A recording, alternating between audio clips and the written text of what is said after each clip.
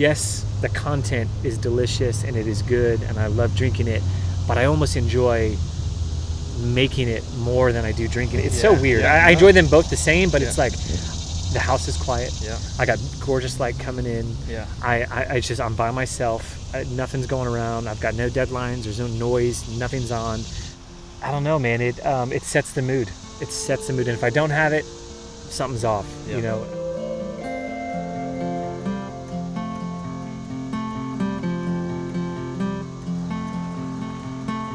Probably, you know, in 2012, 2013, I was in the middle of Bible college. I went to, you know, school to become a pastor and a preacher. That was kind of my whole dream and pursuit. And I downloaded Instagram in 2011 and was just kind of taking photos of whatever, nothing too crazy or artistic. And then I kind of just started really getting into it. It was kind of my break or my pause from the stresses that come with kind of college and, you know, working 3-4 part-time jobs at one point, having a full-time girlfriend that was its own thing, and then being an RA, and then there was so many things that I was doing, like going out with my buddies with my iPhone 4, snapping some photos, like a bunch of idiots, having no idea what we're doing. I had no idea what composition was. I had no idea what exposure meant. I had no idea what aperture was. I just could press a circle button on my phone, and I thought this looked nice. And then that slowly started to develop. I started to neglect my studies, and which hindsight was probably not the best, but I am where I am because of that, because I neglected that. Go to seminary and divinity school and go another route with that, or do I just like try to make this photo thing work? And at this point, I don't even have a real camera. I still have at this point, I think I had the iPhone 5S now. And then I graduated and applied. I had a buddy who worked at Visco, and I applied there and got hired. By the grace of God, I don't even know how I got that job, because I had a Bible degree. I had no real photo experience. My 10 months to a year at Visco, that was probably the most transformative time in my life, because going into that, I had a very narrow perspective of what photography was. I thought I was a tiny little person standing on a rock next to a mountain. Like I thought, you know, these epic landscape, trendy kind of classic PNW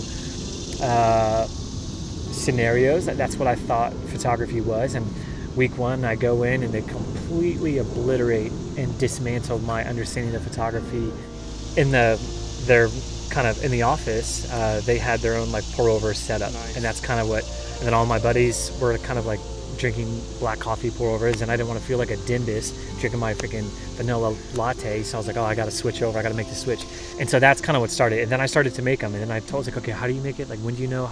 Like, how long does it? Oh, you got to actually weigh the water. You got to weigh the beans. You got to. Oh, okay. So there was a ritual to it that I had no idea. You know, I assumed it was just like press a button or just kind of just pour until it's whatever.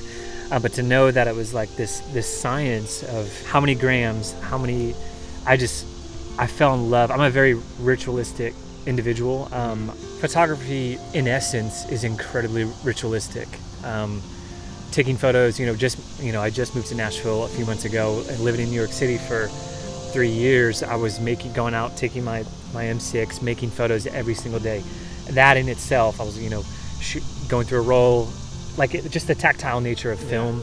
It's very ritualistic. Now it's almost second nature to me. It's like breathing. I know I could shoot through a roll, have my settings set, take it out, reload another roll without even looking at my camera. I could do it blindfolded. That has become so natural to me. We found a great plot of land, 2 acres, just outside of downtown historic Franklin, which has always been a area and a dream location for my wife, from Maddie, kind of growing up here, born and raised. And we were not planning to buy land and build a house at all. That was not in our timeline. We left kind of New York prematurely. We thought we had at least 2 more years there, but now that we're here, we had some family stuff come up, and it was just so many things surrounding where it was like, okay, I think this is the time now for us to make this transition. So now we got 2 acres, and we should start building a house here in the next month or so. And the way the property is, it's a long rectangle, and thankfully the front of the house faces east, so we get the sunrise, and the back of the house gets the sunset. There's a lot of trees, a lot of open area, and being a coffee lover, being a morning person, specifically within the kitchen, Maddie, she's an incredible cook, and I have now fallen in love with cooking over the last 6 months. The most attention to detail is going into our kitchen. I make coffee every single morning. Yep. I want it to look beautiful. I want it to feel open and bright. And being a photographer and caring about how light is in just my everyday kind of practice, to have good light hitting my coffee station, that's just going to set me in a really good mood. It's that launching pad. It's so weird. It's like, that's a very not important aspect, but to have for us building our home the way that we want it, because we don't have any intention of leaving. We're going to build this right. We wanted to make it the way that we wanted to make it, so that we could raise our kids here and they could have a place to call home for decades to come. And I plan to build my own photo studio in the back, so we're thinking long term here, so we just want to get it right. I just care about the light, and I care about where I can make my coffee. And so that's and then Maddie can take everything else. The fact that there's such a high-end specialty coffee roasting house in Chillicothe of all places, between you and Matt, you guys have put Chillicothe on the map for a lot of people in terms of coffee, in terms of photography. So to know that, me having family and connections in southeast southern Ohio, to know that there's a great coffee location within an hour drive. And it's weird. I've been to Chillicothe 3 times in the last year and a half.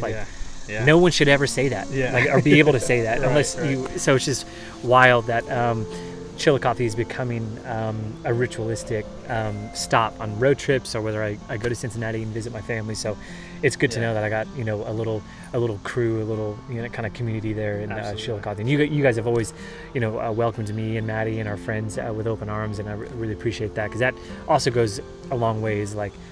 Coffee for me, I feel at home.